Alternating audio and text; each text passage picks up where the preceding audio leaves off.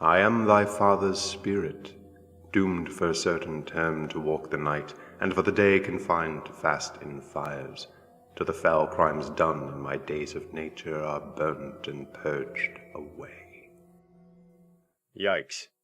Hamlet's Ghost is a true classic. Condemned? Check. Tortured? Confined to fast in fires? Yeah, I think so. And spooky? No doubt. But are ghosts really so bad? Maybe they just want to be friends. Today the panel tackles these spine-tingling questions as they share views and stories of the paranormal.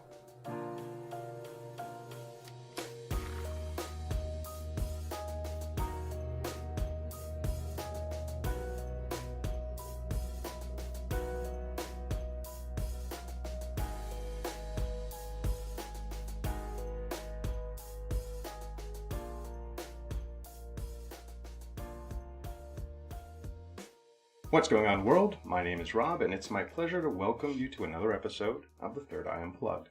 With me today, astrologer and all-around rabble-rouser, Christopher Midos, Lady of the Lermond, and steady voice of reason, Erica Robinson. The Encyclopedia Trishanica, Psychic Trish Ann Josephs, is also with us today. All right. And last up, the panel chanteuse, psychic and paranormal researcher, Wendy Rapp. Welcome, everybody. So let's kick things off right and start with a drink. What do we have, Chris? This is the easiest thing in the world. It is lemonade and vodka together. It's a vodka lemonade. Okay. Anybody have a toast for vodka lemonade? Summer can come anytime now. This is a summertime drink, and it will bring and invoke summer. All right. Oh, Cheers. nice. For that? Yeah. Because it's Here's been to a summer. long, cold spring.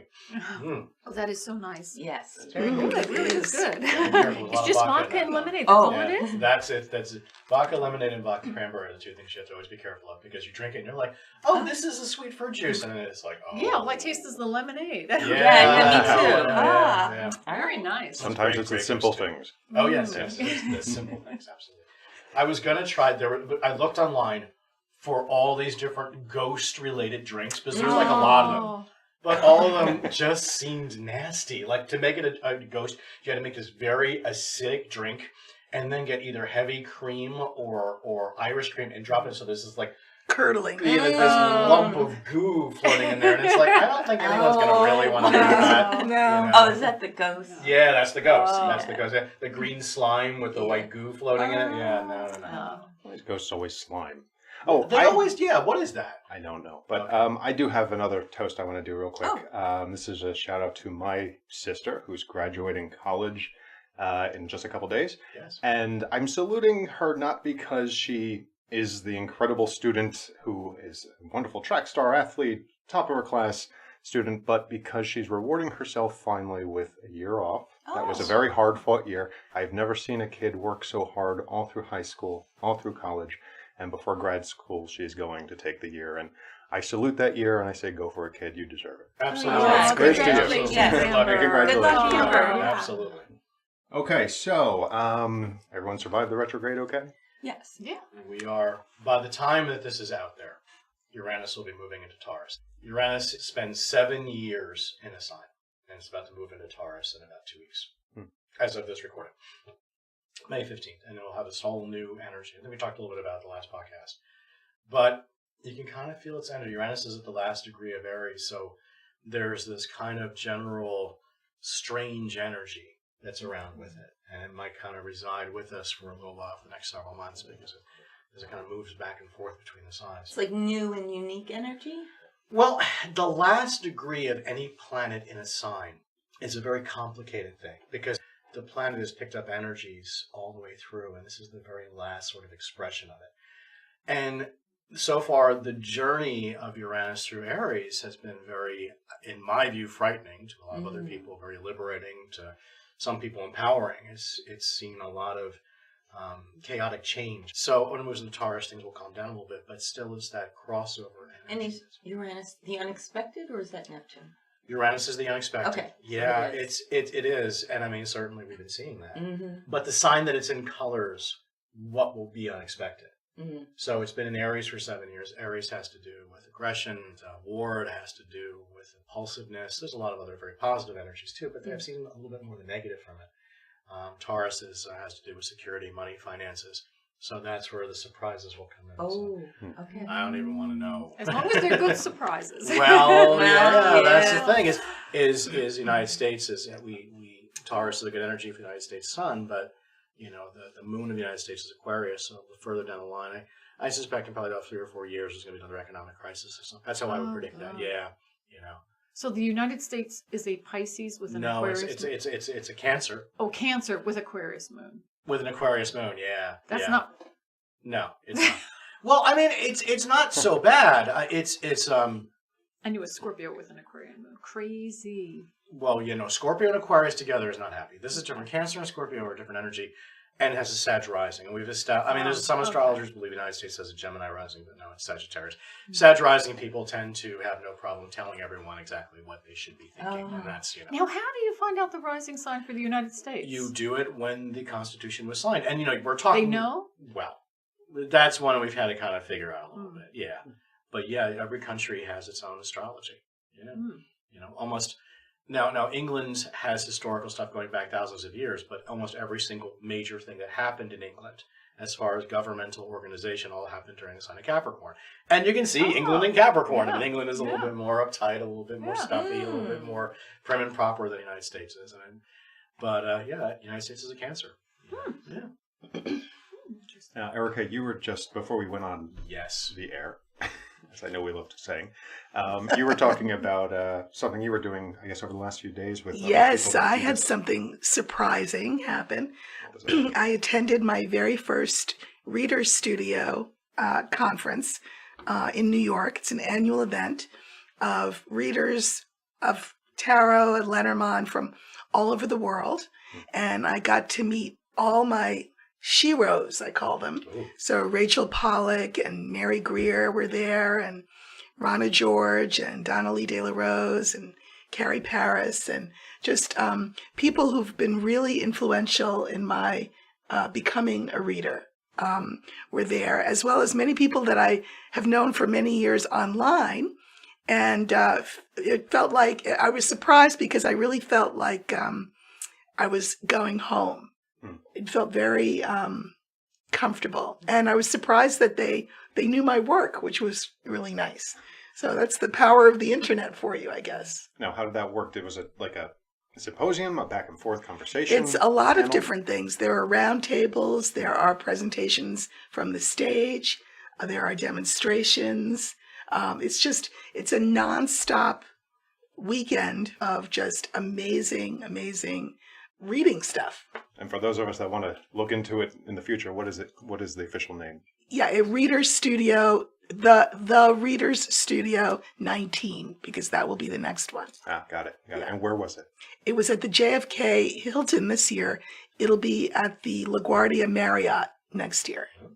All right. We hope It's to a see lot of everybody fun, there. really exciting. So let me ask you this. Is there an Erica Robinson Letterman deck in the near future? No, but of course, I already have a spread, the Erica spread, that is quite popular. And I, with my cards, and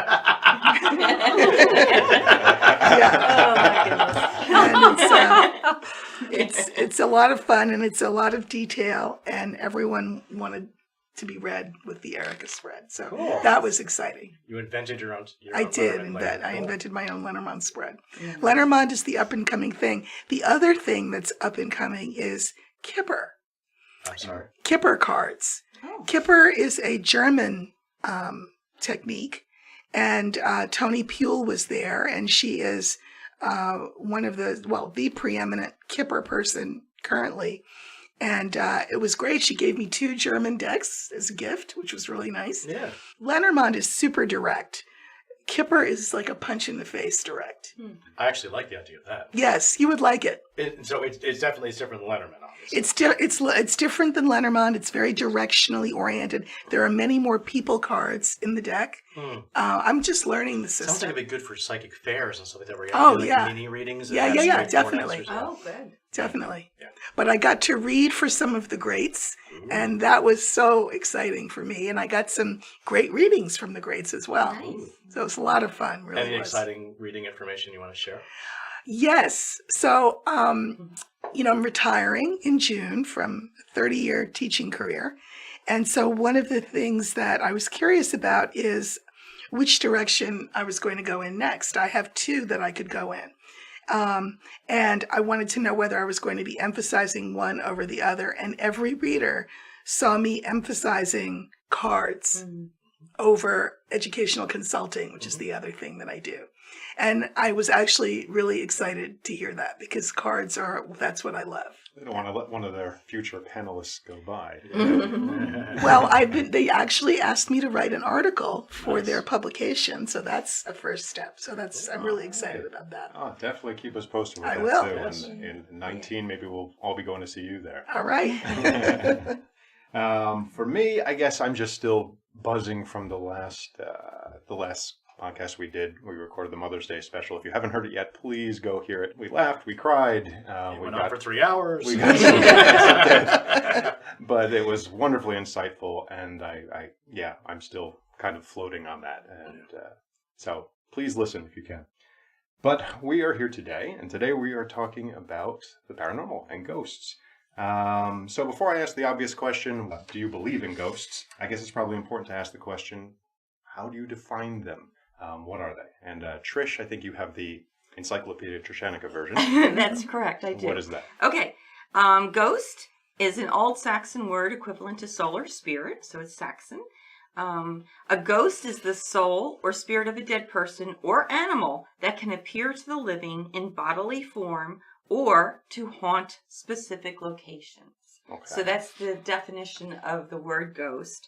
And some synonyms. That was the... That's the drink, yeah. Synonyms. It's not even strong. The synonyms are soul, shadow, apparition, haunt, phantom, poltergeist, shade, specter, spirit, spook, and wraith. Okay. So anyway, I like those words. They're, other than ghost, you have like scepter, spook. Now, as our paranormal expert here, Wendy, does that definition, do you agree with it? Or is there anything you would add to it? Or take I away do from it? agree with it. The only thing I would add to that, because she's covered it.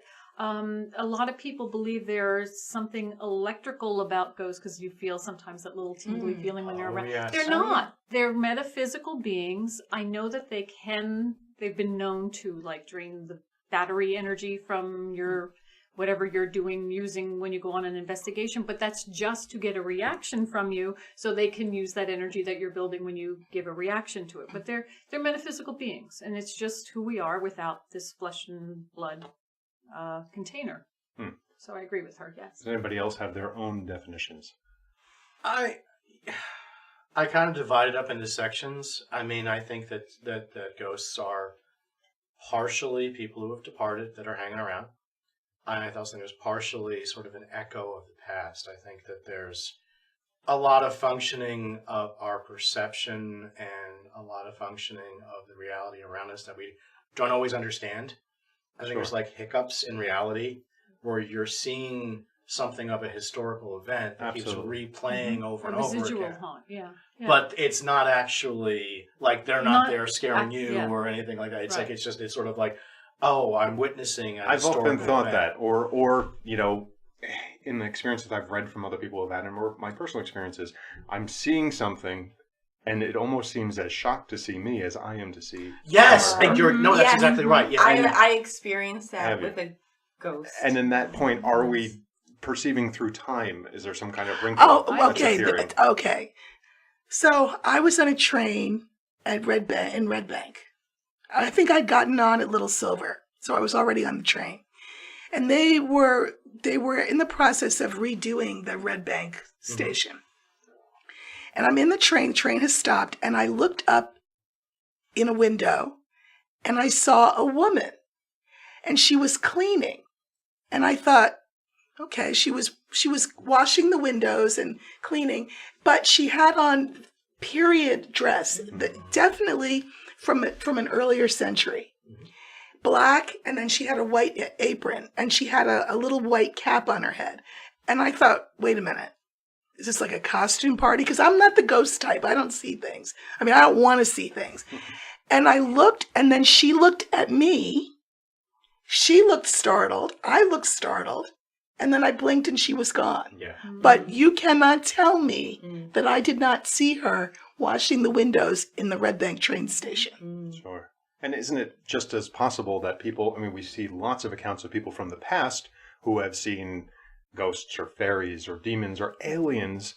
How do we know they're not staring into a rave party in Manhattan? Right. You know, Right, and right, what right. does that look Oh, like to yeah. them? Right. You know, and if there is that tunneling effect, Yeah. I don't know. Yeah, that's interesting. And Wendy, did you use the term residue or residue? Residual. Yes, residue. Well, that came up when I was looking for definitions out of the dictionary and type of things. And that kind of a ghost, they define as acts like a ghost trapped in its own mental prison of time. It's psychic energy imprinted on the fabric of time and space. And I thought, oh, isn't that a great definition? Psychic energy imprinted on the fabric Well, like of in time battlefields, and things like that. If you go to Yeah. Gettysburg, you might hear or even see a battle being reenacted, that But sort of those aren't the souls. I think Right, this is an exactly. important That's that's the big distinction. residual. That's It's the the souls residual. moved on. thing. Right, Right. right. We're just getting a rebroadcast. It's just that Yeah. It imprint was so that's intense. like, yes, yeah. Yeah, so Yeah. that's very fascinating. And I'm sure those are very moving because those are probably very moving dramas that happened, like war or something. But a lot of times I think it's more like what Erica talked. I mean, I've had Oh. things like that happen to me too. Yeah. I was in my backyard at my house. There is an old well, and it was filled in, but it's still there's still the old the white bricks filled in. You know, there's like the circle in the yard, and I used to smoke cigarettes, and I was out the one night I come in. I'm to be honest, I had a few drinks. I was out with a friend, and I came in at about 2 or so o'clock in the morning. And I was sitting out back having a cigarette, and it was I looked up and I very clearly saw this man come in with a horse into the yard and walk. It was just this thing where you're sitting there looking and, your mind's kind of drifting and it's like, there's a person standing there with a horse. Mm. And he was very much dressed and it looked to me almost like Revolutionary War Mhm. period of time. But once there's a well, wells usually last a long time. And I mean, these are old stones. And I mean, I specifically looked at maps of the area. There's not a lot. It was farmland for a very long time, but this was apparently the well that was for that particular area. And the second, I looked, and the second, like I saw his eyes meet mine, it's gone. Right, Wow. right. That is so cool. And and I haven't seen that again, but I haven't smoked in 4 years. But cigarettes. But yeah, I mean, but that, I don't think that, like what Erica's saying, it wasn't a intense event. Mm. It's just something that just was happening, probably in repetition, that just was imprinted. You know? So do we have to, and I'll put this to you, Wendy, do we have to really separate our idea of ghosts from our idea of souls, our idea of people that have passed on? Is it an imprint? Is it just an echo, or is it Oh, it's all of that that. person that passed on? Oh, it's all of that. I mean, those who pass on, but you usually have an active. They're able to react with you. The ones who are an active haunting, if you will, just as they do when they're on the other side and they're talking through a medium. But I think the things that, like, you were talking about, and Erica and Chris, I almost wonder if that isn't time layering on top of Right. each other. That's Yeah, right. that's I exactly bet what you we're it saying. was. You know, right. when we see doppelgangers too, people get freaked out and think that's some kind of spiritual thing.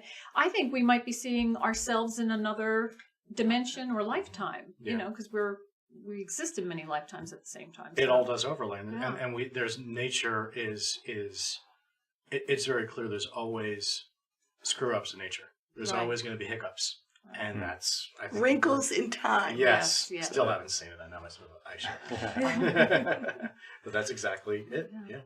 So when as readers, people want to contact people that have crossed over. I know we talked about mediumship with Joycelyn a few episodes ago.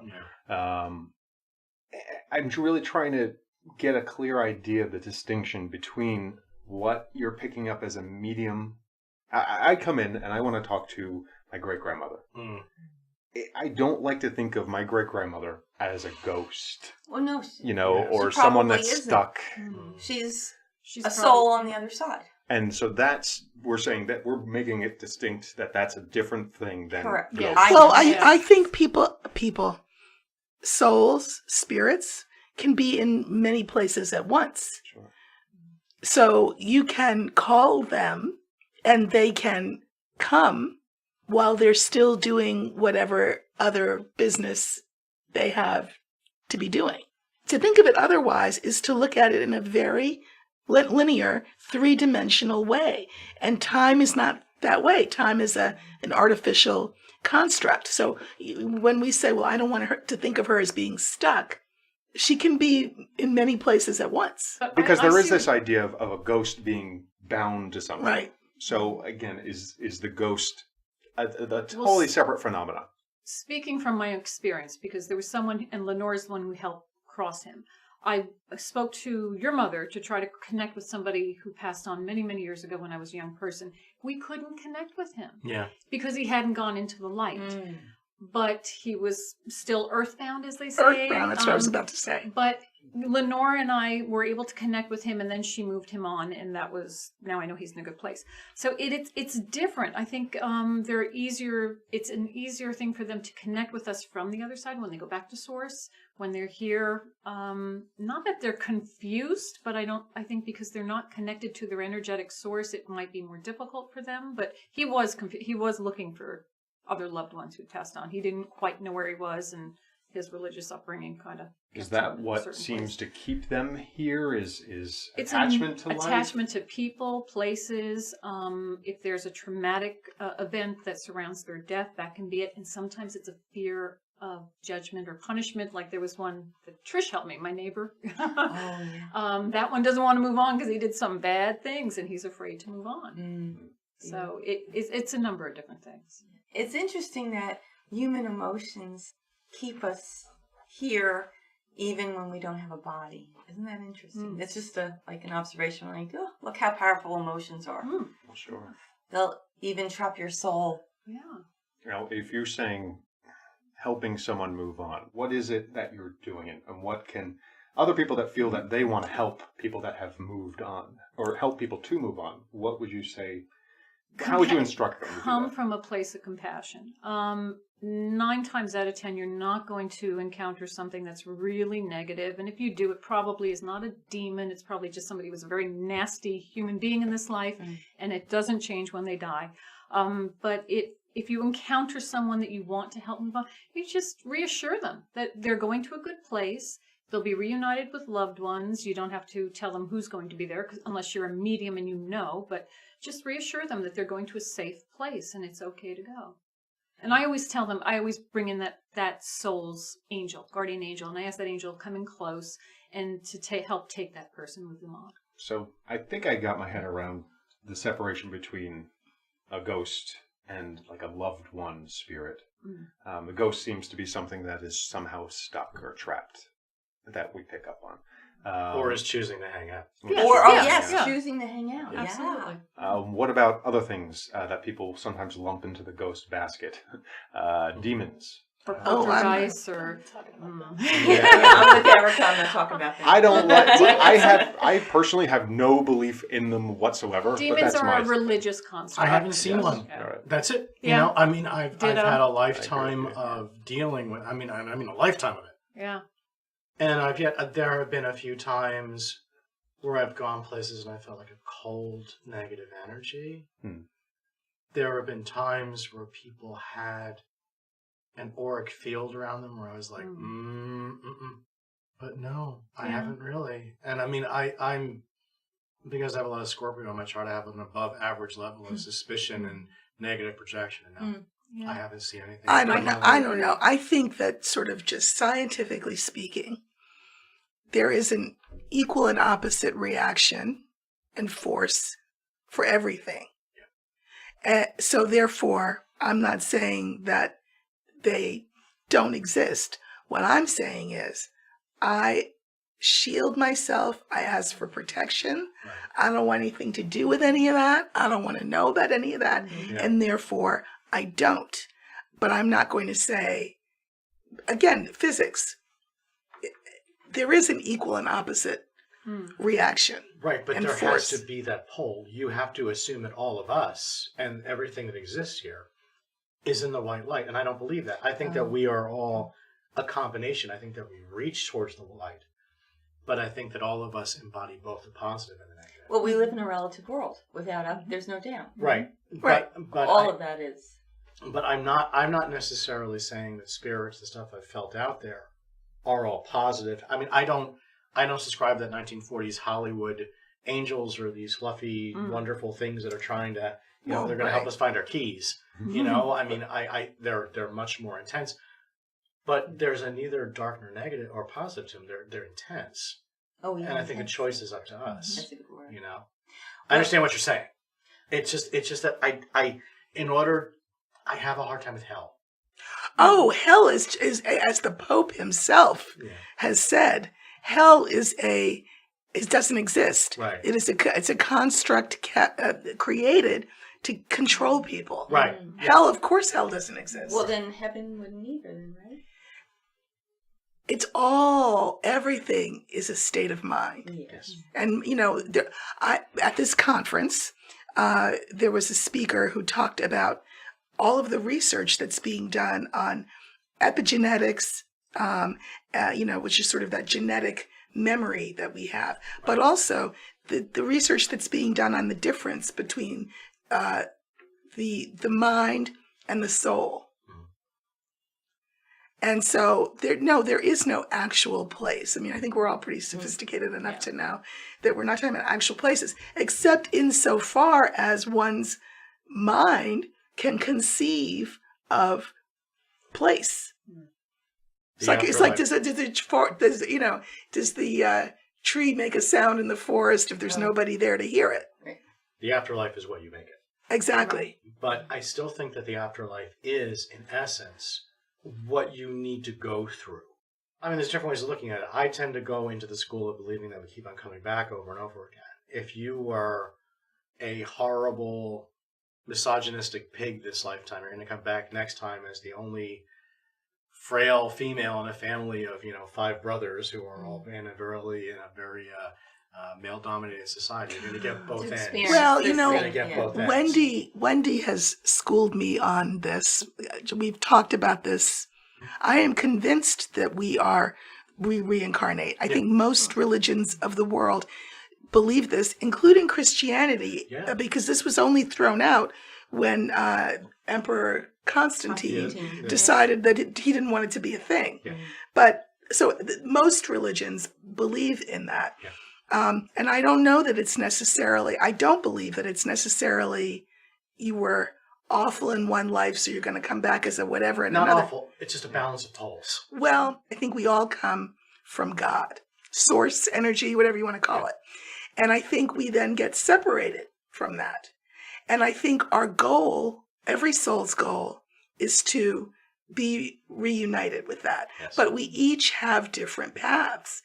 And we get there on different timetables. And we also have different lessons to learn. Like I've discovered that in this lifetime, a big lesson for me to learn has to do with obligation and duty. And I've had lifetimes where I'm working that out. And I think once I finish working that out, guess what? There's a million more lessons for me to learn. Yeah. Does anybody get that where people come in for readings and they're like, please tell me this is my last lifetime? Right. It's like, no.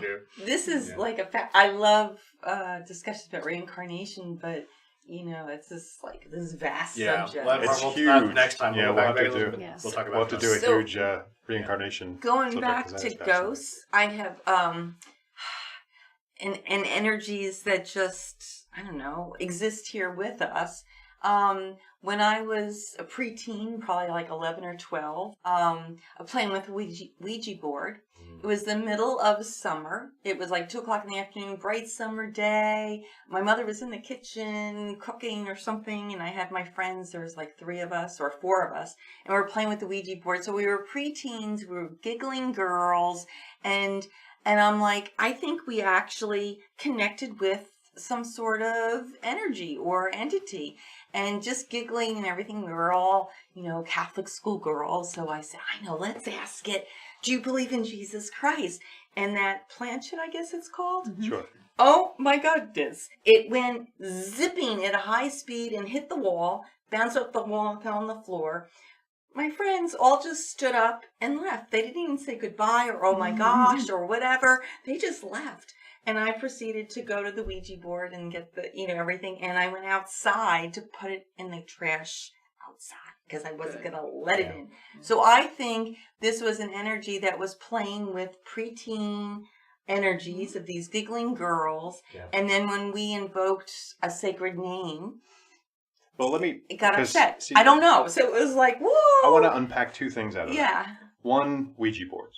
Yeah. And the strangeness about that. And two, the preteen girls. I think I have read that there is a case for people to exhibit psychokinetic energy at certain ages of their lives. That might have been. And teenagers are the main.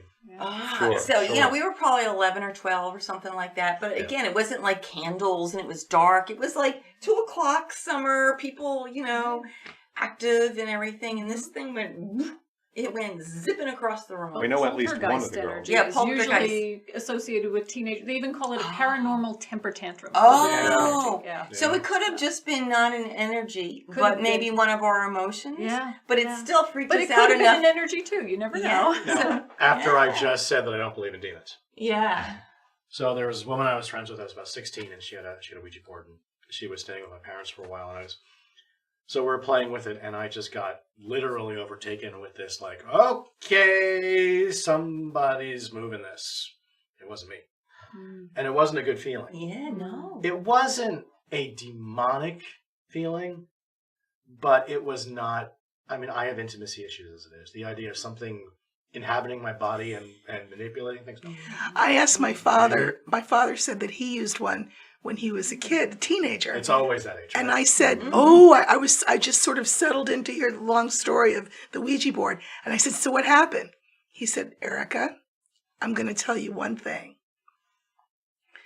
Be very careful what you call in because you have no idea. Yeah, exactly. What that is. That's what the Ouija and I board said, is. okay, so what happened? And he said, I'm not going to, he would not say. He went to his grave, and I never knew. The Ouija board is you're an attractive young woman. You walk into a singles bar on a Saturday night, and you say, okay, whoever wants to jump on top. That's right. And, the first one that's going to come jumping is not going to be Prince Charming. It's going to be something else. No. So, audience, stay away. Stay away from Ouija boards. That being said, I have now, if you are somebody who knows how to use one, and you know what protocol to follow, and you know how to call in your protection. Because I have used one. I'm going to tell it in my story later. I've used one with a very good result. It gave me an answer I needed.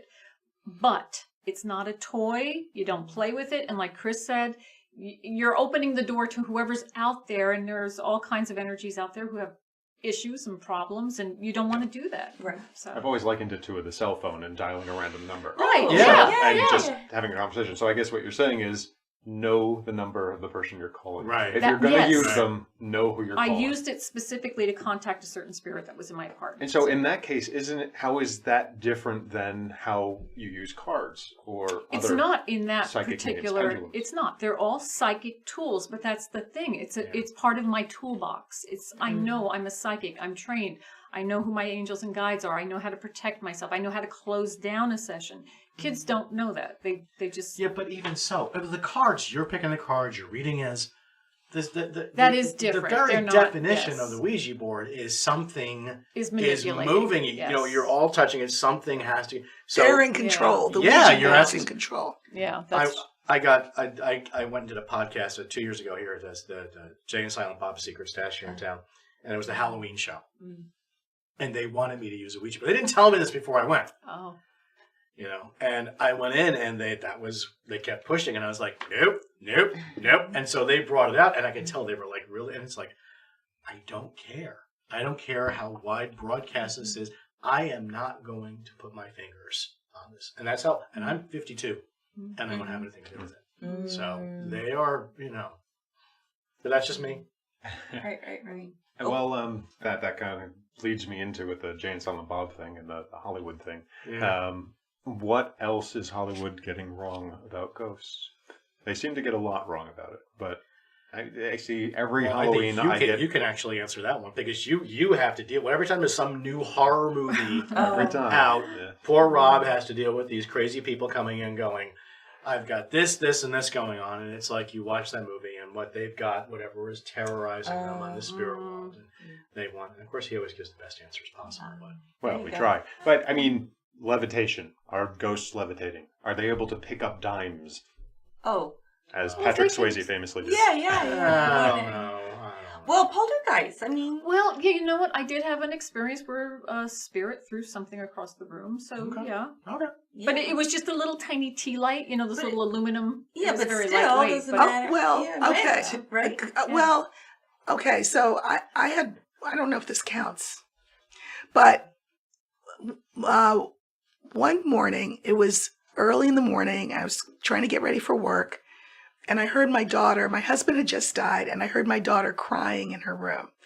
And I thought, oh, you know what? I don't have time. I can't. I got to get ready for work. So I kind of ignored it. Then I heard music playing, and it was the tinkling of a music box playing this really pretty song. And I heard her door open, and then I heard her door close. All right. Then it was time to go to school, so we got in the car, and she said, Mom, did you hear anything? I said, yes. I said, I heard this really pretty tinkling sound like a music box. She said, well, do you remember that music box Dad got me from Disney World that we can't figure out how to make work? She said, I was crying in my room, and I heard the music box. And she said, so I took it into my room, I sat on the floor, and I felt arms around me. And then I felt better. And we cannot get that thing to play when we turn whatever screw you're supposed to turn. It won't turn on, but it did that day, and we both heard it. And then she felt those arms. So that was kind of ghostly. Yeah. Ghostly, But good. oh yeah. That's mostly what I hear when people talk about spirits. It's mostly those kinds of stories. It's they're there, they're hanging out, they're keeping an eye on us, they're watching over us, and maybe that's just what I choose to want to hear. well, and then also just the term, I would call that spirit. Yes. Yeah. But ghost. I think in terms of like going into an old building and looking for ghosts. Yeah, the movies, Hollywood. I can't even. She watches that stuff, and Diane Todd watches that stuff. Not really anymore. And I'm the I one who sees the ghost Oh, all you the don't? time, and it's like I can't do don't. it. Yeah, I can't. No, I don't. But I used to love the show The Ghost Whisperer. And that was a show that was written by a woman named Mary Ann Winkowski. She wrote a book that I bought here called When Ghosts Speak. And she had years and years of experience of helping, cross over, do that rescue mediumship type work. That was the closest I've come to seeing something that's like really the way it is. They're not angry and nasty and full of blood and gore. And, they're just people who come to you and need to work something out before they move on. Or are afraid to move on, like you said. Yes. Yeah. My experience has been that the only people, and I am probably going to take some flack for this, but the only people I've experienced who have dealt with negative demonic energies controlling them somewhere, people with mental illness. Yes, I can Right. believe that. I know I would not No. say there's anything with alien abduction or a lot of those Right. things, but for some reason, people come in and they start going on about That's true. you listen to them and you're like, oh, you just hear it. You can Right. tell there's something Right. wrong. I think that maybe there is energies out there that people are drawing on in that place, but no, I don't believe in. I think Hollywood gets it wrong. Right. I will say Most of the time. I agree. Possession, is that what you're talking about? Yeah. Yeah, I've yet to come across anybody who truly is, but I do know that spirits will draw in people to live in spaces that they like. There was an apartment in the apartment building I lived in where everyone who moved into that place had a drug and alcohol issue, beating their spouse, their partner, or somebody even got and it was like year after year somebody's being kicked out, and I knew there was a lot of activity. Then I met that spirit. That is a story for another time. And he had that energy. That's who he was, and people were drawn into that, or he would draw them into his place. So, but that's not possession. That's just. Well, Wendy, you've been to lots of different places, like prisons and old prisons and things. So you've experienced all sorts of energies there, right? Yes, they're not nice. Yeah, I won't what go was back. What was the worst one? The worst experience in one of those. Well, yeah. I went to Eastern State Penitentiary with Adrian. And it was Never go ghost hunting with a gentleman. But the worst experience I saw, but it was psychically seeing. I went to this one cell where I was kind of down this dark. This was behind the walls, they called it. So there were no lights on. You only had your flashlight. And I went to this one cell where I felt something was there, and I could see and feel this dark shadow rushing at me. And I just no. And that's when it's like, okay, I'm done. And it did. It stopped. But that was like it was trying to scare me, and it did. But like, okay, I'm done. It seems like the classic ghost is always attached to an area. Yeah. Well, Wendy and I went with Diane Todd to a haunted inn in Pennsylvania. Mm-hmm. And this was when I was really new at all this. Yeah, can I say this before you tell your story? When I knew we were going, I looked at pictures online and I saw orbs in her room, the room she was going to use. And I said, "Oh, Erica, you got spirits in your room." And she's like, "Oh, no, I'm not staying in that room." So, of course, we had some equipment. We had EMF detectors, etc. Of course, I'm really thinking this is so dumb. I mean, I'm just going, it'll be a joke. It'll be a goof. Well, I mean, if there's a skeptic among us, I'm the one. And, but we encountered a spirit of a young woman, and I got the idea to have her spell her name out using the EMF detector. So, A flash, we went through the alphabet. Sure.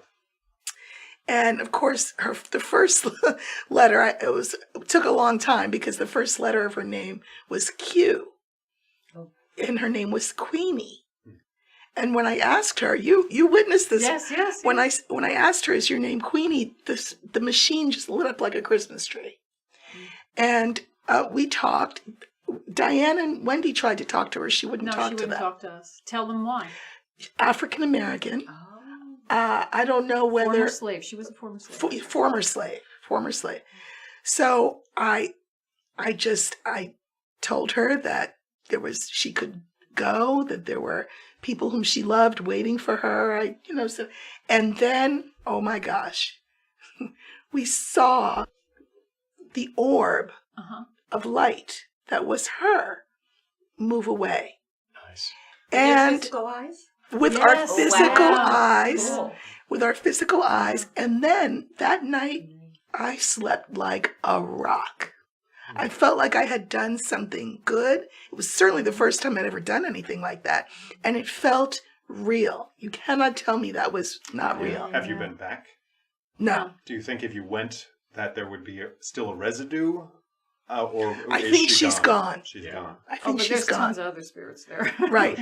Right. You all had some encounters that were less pleasant. The soldier in my room was fine, but Diane was freaked out by whatever was in her room. Right. But this was a beautiful, fine, beautiful experience. Yes, he was fine. He left me alone. Yeah. What about animals? Oh, yeah. Oh, so Wendy took a picture once. Wendy, tell that story. Oh.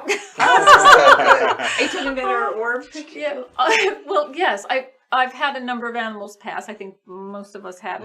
But my own cats, when they pass on, I usually see them running around, but I don't see the bottoms of their legs, only the top of them for some reason. I feel them on the bed. And after one of my recent cats passed, the one that was left behind would just sit at the top of the stairs. And I was kind of in a grieving space and I wasn't paying too much attention. And finally one night I thought, there's something here. And I took a picture and there was an orb. And as you enlarge the orb, you can see perfectly the face of a cat. And I thought, and I looked at it and I said, that's a cat. But then I thought, I don't know. So I showed it to my mother-in-law, who was at the time, she's since passed, but she was old. And believe me, if there was no cat there, she would have said, "What are you talking about, Erica? It's a bubble. It's it's like," she said, "That's a cat." Wow. It was a cat, and it was that cat. It was your cat. Yes. Do you have the picture still? I do. And in fact, I have, for anybody who's listening to this, I have a paranormal page. It's called Wendy Rapp's Paranormal page on Facebook. Just go look it up. You see the picture of my calico sitting at the top of the stairs, and then the picture is enlarged within that particular post. Yeah, it is an amazing picture. It's like, oh my goodness. It is. It really is. One last question on that topic, and that's to you, Trish. So we see lots of dogs and cats. Why are there no alligator ghosts? Or shark ghosts? Or mosquito ghosts? What a good question. But there are.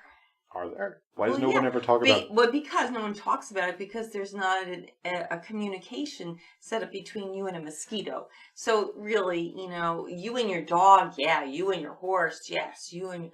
I mean, my shark, not so much. Yeah. I mean, shark alone, a shark ghost is beyond terrifying to me. But wait, what was that ship that was a ghost ship? The That Dutchman? old... Flying Dutchman? Yes, the Flying Dutchman. That probably had sharks around it. That was a Ghost whole parrots. ship that people would see. The Flying Dutchman. That would have shark ghosts? Sure. Okay. But you know what? I really think that's the whole thing. I You need all like that your energy. I like your explanation very much. The connection. Yes, because again, it's the tree in the forest. Does it make a sound if nobody's there to hear it? Yeah. It's the same kind of thing. The fact that we perceive the ghosts of pets that we have loved Oh yes, or speaks to the Yeah. spiritual soul connection between us and those animals. yeah. Oh yeah. It's beautiful. I suppose, but I've never been in the Revolutionary War, but people have seen and they've gone to those places and felt soldiers in their Yeah. rooms. I didn't have a connection to that, Sure. but that's there. But again, why not the mosquito? Well, Or the not rat. the mosquito, but the The horse. rat. You would have the horses. I Most saw definitely. that a guy saw in spirit, a horse with him. Oh, you're right. But, Yeah. I mean, would you recognize a mosquito, Mosquito, ghost? you would. Right. That's a good question. Maybe that's what we hear at night when we hear the buzzing, but we don't see anything. maybe. It's But the ghost. alligator, if you had a connection with the alligator, yeah. Or if you're wearing shoes made out of his skin, yeah, maybe. He might be haunting you. I want my shoes back. If you have alligator shoes, people, watch out. Right. Okay, so we'll take a short pause, and as we prepare to do some ghost stories, maybe, if everybody's open to sharing some of their personal ghost stories. Need a campfire for that.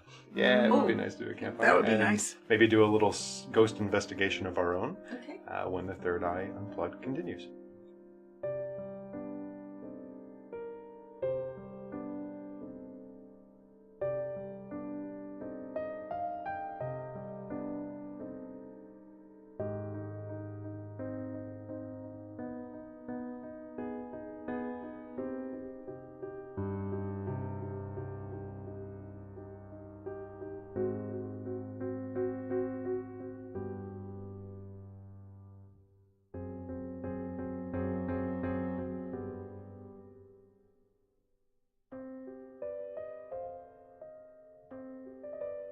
All right, welcome back to the Third Eye Unplugged. Okay, so now we've talked a little bit about ghosts and what they are and what they are not. Now we're going to sit back a little and do a little ghost investigating while we talk about our own personal ghost stories that we may have. So we've turned the lights down, turned the candles up, and huddled close to the mics. First up, I want to actually ask, several of you have brought in research devices, little things that people can do paranormal research and investigation with. Explain to me what you guys have. Oh, you want me to do first? Okay. Mine is not so sophisticated. I downloaded an app onto my phone, and it's called, from Google Play, it's called Ghost Hunting Tool, and it's supposedly an EMF detector, and it will, it has a dictionary. So Before you go on EMF, what's the definition of that? Electromagnetic field. field. Okay. Yeah. So I just turned it on, and it basically will look for the EMF, and it will translate the energy into words. It has a 2,000 word dictionary. So Now, it will know the difference between a ghost EMF field and the other EMFs I generated have by the no mics idea. and by It's other. a phone app, and it was free. That's a So good question, though. Well, Yeah. do you found that electronic devices may interfere with ghost investigation? Yes. They do. Yeah, Wendy's like more of the an EMF expert. detector, it will set things off. That's why you have to debunk. If you have electronic equipment where you're going in to measure the energy fields, you have to make sure you know what's coming from an electrical source in a house or building and what's not. So yeah. And Wendy had lent me her EMF detector, and I had it in the car with me, and I drove under power lines, and the thing went crazy. Right. I'm like, oh, all right, so Yeah, it does work. it does work. It's working. Yeah. And what do you have, Wendy? And I forgot what you call this little, it's a radio scanner. I'm not turning it on because it makes way too much noise, but it literally scans radio stations just to get the static. And then if you're talking to a spirit and you want it to answer you, it uses that energy to answer you in real time in a voice. I also have tape recorders, which I've used and gotten great recordings off of that. Again, it makes a lot of noise, so I'm not using it at the moment. But a lot of people I know who come in for readings use a little digital. They put it by their bedside, they turn it on at night, and then they wake up in the morning with spooky stuff on there. So any kind of recording device will do it, any type of little EMF detector. But if you want to know if you have a spirit energy in your home, you don't need all these fancy schmancy electronic equipments. I mean, if you want to get fancy about it, you can get a thermal camera, you can get an obelisk, you can go high tech about it. But like Trish said, you can also do the apps that are on Google. There's a number: Ghost Radar, Ghost Meter Pro, and the Obelisk on any of the app stores. A pendulum, dowsing rods, a flashlight that has a loosened end where the connection is almost all the way off so that the spirit can use that light to turn it on and off to communicate. A digital camera will do it. So you don't have to go all high tech to communicate. Interesting. I had no idea about that flashlight. Yeah, me either. I never have heard to try that. that out. But Wendy, I've seen some amazing images that you've captured on your camera just because when you're talking to the energy, it manipulates your camera. Yeah. So why don't you guys keep these on, and we'll see if they pick up anything while we are having our little discussion here. If they do, just jump in, as long as it's nothing too frightening, okay? Okay. All right, so who has a ghost story they want to share? Well, just on talking about what Erica, I think, was talking about. Oh, and Chris, how you see an image or just a little blip that occurred in my life. I was probably 5 or 6 years old, or maybe a little bit older. And again, it was middle of summer. It was a very warm day out, summertime, people were active, and we were at the beach, and my mother let me, she goes, yes, you can go home by yourself and grab the snacks. They're in the pantry, blah, blah, blah, blah, blah. And I was so excited because I was getting to do this on my own. I was like, oh. So I walked, 5 houses down from the beach and into the house, and I walked into the kitchen, and oh my God, so did this man. And he looked at me and I looked at him, and we both went like an ET going, ah! And he took off and I took off. But he was garbed, he was dressed in like the middle of 1800s, the styles that they wore. And he scared me, I scared him, and that was that. And my sister, when I told her years after this, when we were adults, she had also in that particular house had seen a man dressed in old time garb, and she scared him, he scared her, and it was like, ah! And she had our father go, there's someone upstairs. There's no one upstairs because he disappeared, but there was somebody. It was just that blip in time, just that. So when you were a kid, did you recognize that was a ghost, or did he show up really solid and you weren't sure if it was a person? No, I knew it wasn't a person. Okay. I knew. And I also, I had lots of imaginary friends. Yeah. Interesting. Yeah. Suppose I've had, just in the store, I've had a couple. One that strikes me as one of the more poignant is back many years ago. It was just one of those late nights. You're doing your routine. You're not thinking about anything. And we're closing up. All the lights are out. And I look toward the front window, and there were Christmas lights in the window. And the Christmas lights were on. So I thought, oh, I must not have turned it off. I didn't think anything of it. So I finished closing out. I was on my way out the door, and then and Chris was there too. And he looked, he saw them, he said, you forgot to turn those on. No, by that point, I had flicked off the main battery and they were out. I knew they were out. But he said, no, they're still on. I looked, and yeah, they were still on. And they were on in a very particular way. Every other light was on incredibly bright white. Every other light was off, but every other light in the chain was... It made every hair on your body stand up. They were shining so bright. It was making a sound. Really? It was making a noise. It was like this whisper. So I'm telling Chris, I'm saying, that's unplugged. It's not only are the lights out, like I turned the battery out, but I physically unplugged them earlier.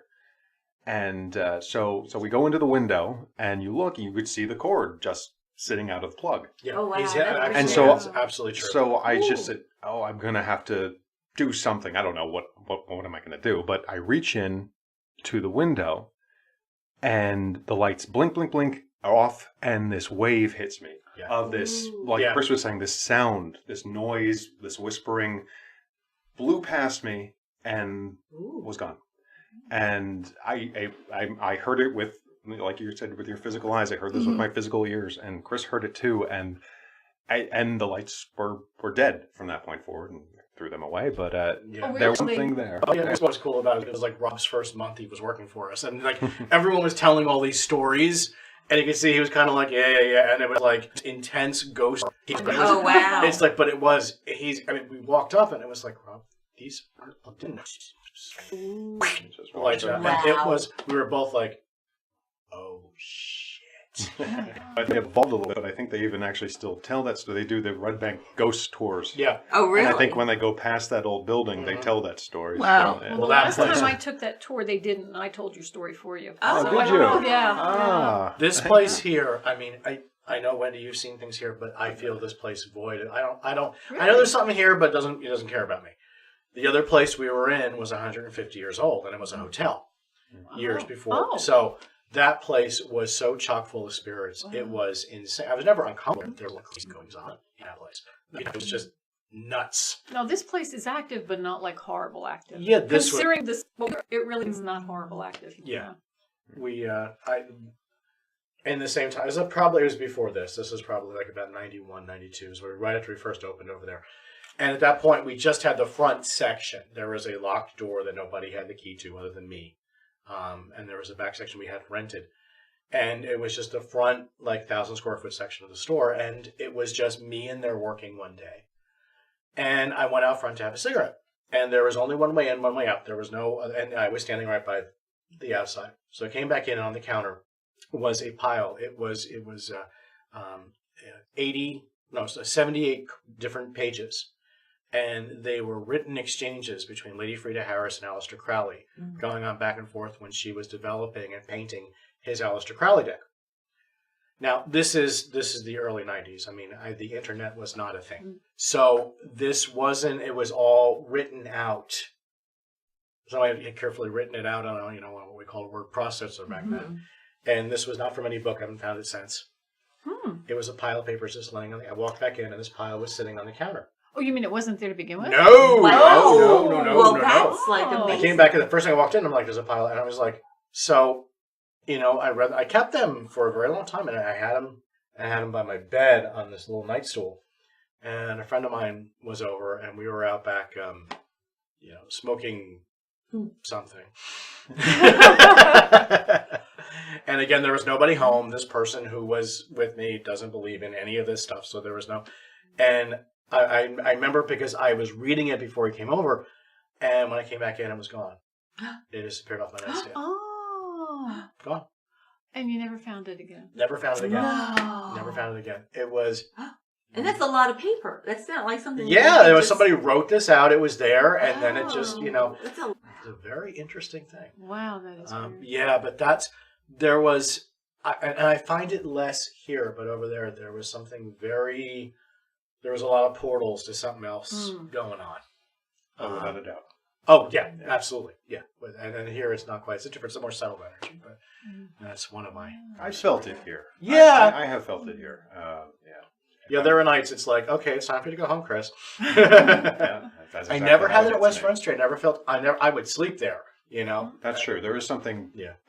Again, it was a late night, and I was way after hours, like 2 or 3 in the morning. I was just here alone, working, putting stuff away. Yeah. And it was like 3:30, and I got this feeling, you're done. Yeah, it's time for you to go. It's time for you to Yeah. go. And it was back in your mother's office, and Yeah, there's something. it wasn't like malignant a feeling. It was just we're doing something and it doesn't include you. You need to leave. And so I abided by it. I turned off all the lights and I went out. I didn't even think I finished everything I needed to do. I got this strong sense I needed to get out. And I did. And there was something here. But it likes, it's appropriate. It's like maybe between 3 and 4, that's their time. And so they can have their time. Yeah. I'm here enough. Can I go back to the story you told about that energy that went up? When you felt that, what was it like? It was actually a percussive force, almost like being like hit by Did you both whale get sonar. Oh, yeah. Or bat sonar. It was something like that. You could feel it. My mother was going in for surgery the next day. She was going for cancer surgery the next day, And so we were all in a little bit of a space. So it was an odd. I took it as a message of she gonna be fine, and she was. But it was, See, I felt it was completely disconnected. Like there was somebody. I remember hearing a name Jennifer in the noise. Oh. It was almost like tuning into a radio station, like you had said. Like, but you weren't fully tuned into it. It was it was a lot of static and this voice over top of it had pulled over. We both heard it. It was It was the most audible thing I've ever heard. Wow. In the spiritual way, It was just like, whoa! And we both looked at each other. We both heard it. Wendy, I bet you've got some good stories. Oh, yeah. Going back to childhood, but I'm going to go with the story that kind of helped turn things around for me as far as my feelings toward ghosts, because I was very frightened. Initially, I wasn't when I was a little kid, because, it's my imaginary friend, but it wasn't imaginary. But I became very frightened as I got older because of my religious teachings. But when I moved into this one apartment, I was just starting to open up to spirit, to my angels and guides, that sort of thing. So I was feeling protected. I was feeling very safe with myself and understanding my psychic abilities. And from day one, my cats and I knew there was something off with that apartment. And I would sit and watch TV. The living room was in the front of the apartment. My bedroom was in the back. We'd hear my closet door opening and shutting. We'd hear drawers being opened and shut. And the cats would be looking down the hallway, frozen like little statues. And I'd get up, go investigate. Everything's fine. And then one night I'm in the middle of sleeping and I get that sensation, wake up, like somebody's saying it, but nobody's saying it. And I open my eyes and right next to me is this spirit dressed in the weirdest. He looked like something from a sci-fi 1950s movie, like he was an alien or something. I couldn't figure out what it was wearing. I wasn't sure. I wasn't seeing an alien.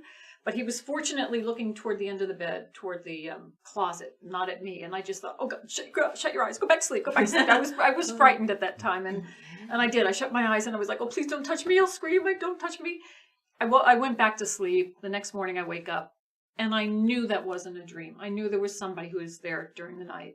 So I was just thinking, I wonder who it was. And just as I was thinking, I wonder who it was, I heard somebody say outside my ear, Robert. And I got the sensation he passed in a fire. And I thought, okay. So I went that weekend and bought a spirit board, a Ouija board, but it's really pretty, so I call it a spirit board. And I used it in the right way, and I used it asking just this spirit, Robert, how did you pass? And all of a sudden, I smell a building fire. And I'm thinking the apartment building's on fire. So I'm up looking out the front door. I'm out looking at my apartment. And as soon as I go away from the table, I don't smell it. I come back to the table over the spirit board. I smell it. So he was giving me a message. I said, the planchette did not move. That's all I got was the smell of fire. I spoke to somebody who lived downstairs and who kind of knew the history of the apartment, an older man. There were so many spirits. And he said, yeah, there was a volunteer fireman who lived in your apartment back in the 30s, 40s, and he died. His name was Robert, gave me the last name, and he passed. And when I looked up firemen and their equipment from the 1930s and 40s, it's exactly what he was wearing, which looks like from a sci-fi movie in the 50s. So. But that helped me to empathize with who he was, and they're real people. They had feelings. They did work to help other people, and I helped him move on after that. It changed my whole thought process regarding spirits. So I suppose it also helps a lot to have your psychic talents as you're approaching this too, to get those names and get those. It does help, yeah. Impressions. It does help, yeah. So everyone out there, develop psychically. It'll help you deal with it. It helps, not a must, but it does, yes. Erica, anything? So I am not seeing this, and I didn't see this thing, but someone saw it for me. As in a week prior, and I went to a yoga class, and I had been told that the psychic, very psychic, and sure enough, after the class, she said to me, did your husband pass? And I didn't know this woman. And I said, well, yes. She said, well, he was in the back of the class the whole time, and he kept toasting you. I said, what do you mean toasting me? She said he kept holding up a glass of wine like he was toasting you. And I said, well, what did he look like? And she described him exactly. But I just thought this did. Oh, what was the wine, red or white? And she said, white. And I said, oh, well, it wasn't him because he preferred red. And I left. And I went to the grocery store. And right next to the grocery store was the liquor store. Now, 2 weeks before my husband died, and his death had been unexpected, there was a wine that I had read about. And I thought that I really wanted to try it. And so my husband said, well, I'll go see if I can find it at the liquor store. And he had gone to the liquor store and he back and find it. He said, no, I got you this consolation prize. They didn't have it. And I thought, oh, okay.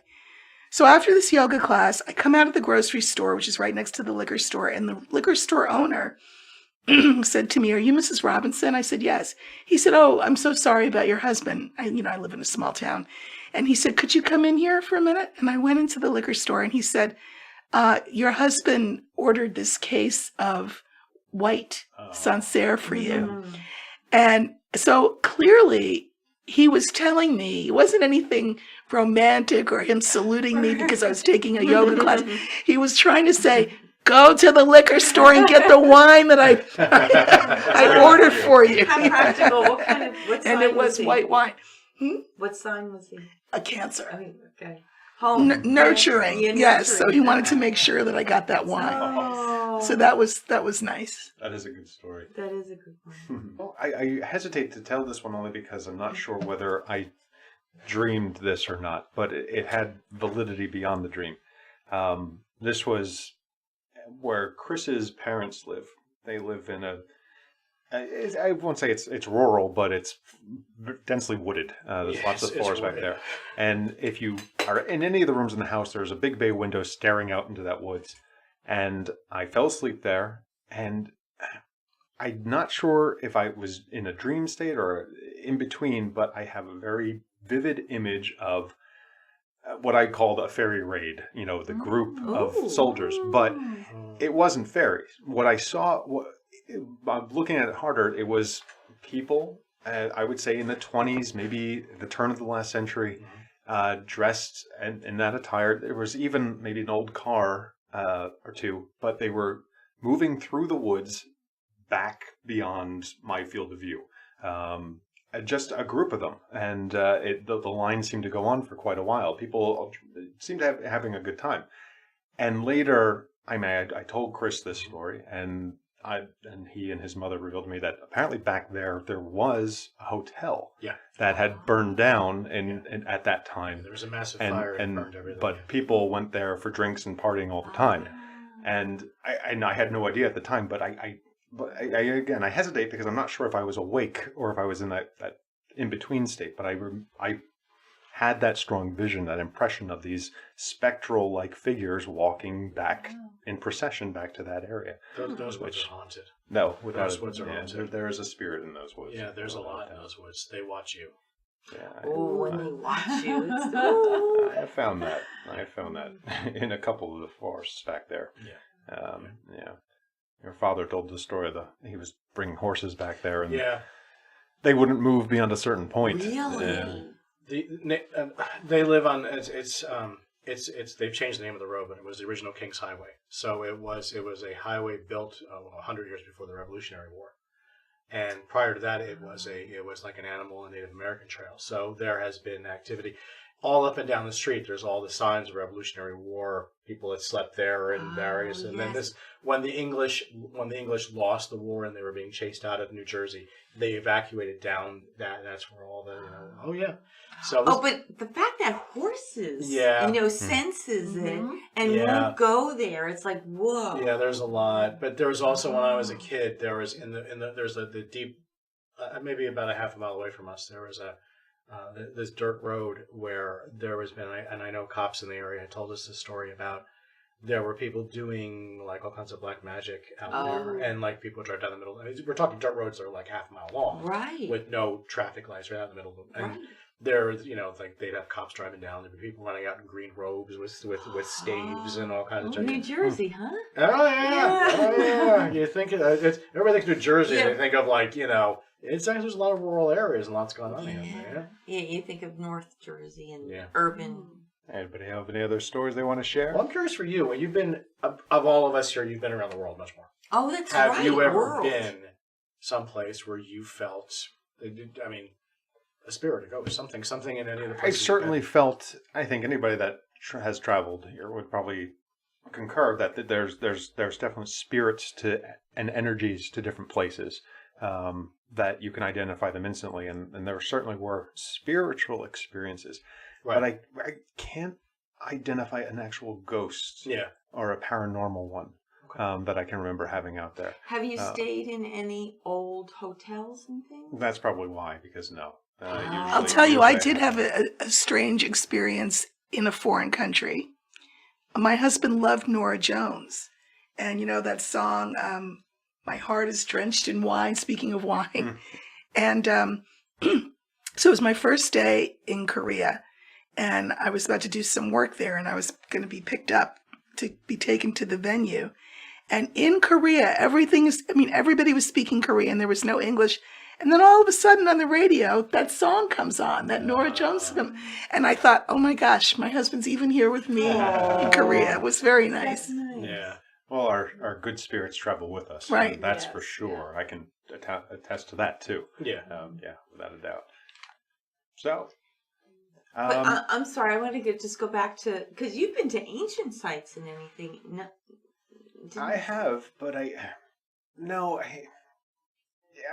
would say again that there have been profound feelings, but I can't ever remember like a ghost entity feeling or hearing a sound or a voice. There's the presence of the land. You go into the Northern Australia, and the feeling of the dream time is there, and if you sink into the dirt, which that's why I don't go into expensive hotels. I'm usually camping out in the dirt. Oh, I and see. so I'm laying in the dirt and I'm feeling the earth, I'm feeling the land, and you can get swept away in some ancient power without a doubt. Right. Yeah, that I think goes back to what we were saying earlier about an echo or an imprint. If people keep doing something ritually in a certain place, that's why you walk into a church and you feel Right. So now you're going to have to journey into old hotels and old castles. Ooh, do a castle tour and then come back with your ghost stories. I'm sure there are plenty of them. But speaking of, has any of our equipment gone off at all today? Oh, well, yeah, actually, I have been getting in my app lots of words. Jason, Isaac, and Gavin. Eyes shift, oh evil. Oh. I know. Hot, among, and they are. They are among. Oh, they are among. Okay, well, bye, guys. So, this is, an app for download free on your phone. So, but it's fun. Yes. Yeah. So, Wendy, have you gotten, or Yes, there are. Erica, I'm going to share them. No, to nothing. Oh, okay. Yeah, but nothing on my EMF detector. Okay. And you didn't get anything, Eric? No, because I think that my detector knows. I just as soon not. Right. Thanks so much. Well, when I borrowed Wendy's, when I brought it home, I don't want to see anything. Yeah. I don't want to see anything when I go in my home. Wendy and I had a really cool, just one last experience. Oh, go ahead. We were doing our Reiki master training. And so we were at Diane Todd's house. I know she'll be a guest at some point on the show. And we were in her living room, and she was talking to us about Reiki and the history, etc. And I kept hearing someone in the other room. I thought it was in the kitchen. And what I thought I was hearing was work boots. Someone not making any effort whatsoever to be subtle. And in fact, I thought to myself, does she have a boyfriend? Because why doesn't he take his boots off? Those are some heavy work boots. He sounds like he's a real hunk. And I kept looking at her, Diane, thinking, well, why doesn't she introduce him? Because he's making so much noise. You could pick up the And story. then I'm sitting, Erica and I are sitting opposite each other, and Diane is sitting about where Chris would be sitting off to our side. And I'm facing the dining room, and the kitchen's beyond that. And I see a spirit walking around. But I mean, psychically see. But I'm hearing clump, clump, clump, those heavy work boots. And I'm looking at Erica like, she doesn't hear this? I guess she doesn't hear it. And Diane is often heard. I heard it. I was trying to be subtle and, tell, a good guest. But afterwards, we both told Diane, what we were sensing, and She hadn't heard a thing. She hadn't heard a thing. But that's not the first time spirits showed up during Reiki at her house. That's true.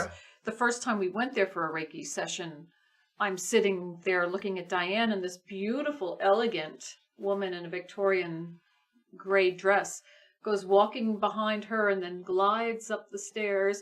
And she says to me, I heard her say to me, I love what she's done with this place, because she has recreated a Victorian home in its grandeur. She did a beautiful job in her house. And when I told Diane that, she said other psychics have come in and said they've seen this gray lady. Erica got the name, Emmeline. Right. And when I was relaying the message, the overhead light where we were sitting, just the overhead light, flickered on and off. Right. And stuff. And then there was a little boy who was playing with me while we were doing the Reiki. Right. She's got a lot of spirits in her house. Yeah. But she doesn't talk to them. No, she really... No. No, She doesn't. no, she doesn't interact with them like we do. Right. Yeah. All right. Well, does anybody have a question for the pyramid? Ooh. Yes, there are a ghost here now. Ooh. That's a good one. Yeah. All things That's considered. very fitting. All right, Mystic Pyramid. Is there a ghost among us tonight? Seek an answer at a later time. Oh. Seek an answer at a later time. So I like guess that. that I like Gavin that. and Isaac and all that. are yeah, not- I guess they took Good. off. That's good. That is good. Later time. Apparently, that's 4 o'clock here at this. Right, That's their exactly. hour. Right. So we got to get out before then. Yes. Well, all right. Does anybody have any last words they'd like to share? There is one thing I would add, which is when it comes to ghosts and spirits, pay attention to children. Yes. Oh, yes. Yes. Yes, When yes, When yes. I was a kid, I used to see all kinds of things. My mother would just Yes. be like, well, if you want them to be there, that's good. If not, tell them to go away. My mother was weird. No, but she's But right. I know so many parents, so many who have their kids will be like, Grandpa was here. It's like, you never met Grandpa. Yeah, I know. He said that you need that the gold coin you're looking for is in the attic. It's like, but kids don't have that filter. They're not. Kiana told me for years, she said, Mom, somebody's looking at me through my window. And there is nobody out there. It's a big yard. Well, we went to Salem. And I said, let's go in there. I just knew this is where we wanted to go. And I stayed for Kiana's reading. She was underage. She wanted me to stay. Right. And the first thing the psychic said to her was, do you feel like someone's watching you through your window? And she turned around, she said, Mom. and the psychic said, it's two people. It's your father and your mom's mom. And they are just sort of companionably keeping watch over you. Cool. So kids know. Kids know. They do. Yeah. And I mean, children, ugh. But I mean, they're the other white meat. I have no. But honestly, they don't have that filter that we have, and they see. And I would listen to them when they say they see something. That's the first. All the technology aside, ask your kid; they're going to see it. They're gonna With know. children and dogs and cats. Oh when yeah, you see no, them absolutely. look yeah. at something, Oh yeah, they're they're seeing watch something. something go down the stairs. Yes. Oh, yeah. So next time we do this, we'll make sure instead of EVP meters, I'll bring my we'll cats. bring in children. Small children. Small children and animals. And we'll leave the alligator and mosquitoes at home. Sounds good. All right then, Chris, Erica, Trish, Wendy, thank you all for sharing your stories and contributing today. On behalf of myself and the panel, I want to thank the audience for also joining us at our table. We hope you'll join us again sometime soon. Minds open, filters off. Thanks. That was fun. I'm glad.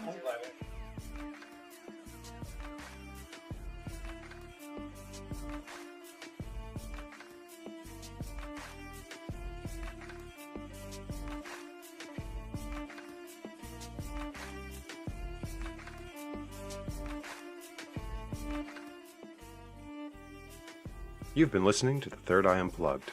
If you enjoyed the episode, you can show us some support by heading over to thethirdeyeunplugged.com and doing social media. That's Facebook, Instagram, and Twitter, by the way. And you can also subscribe to us on iTunes. Now, in case you missed it, Or if you're wearing shoes made out of his skin, yeah, maybe. He might be haunting you. I want my shoes back. If you have alligator shoes, people, watch out.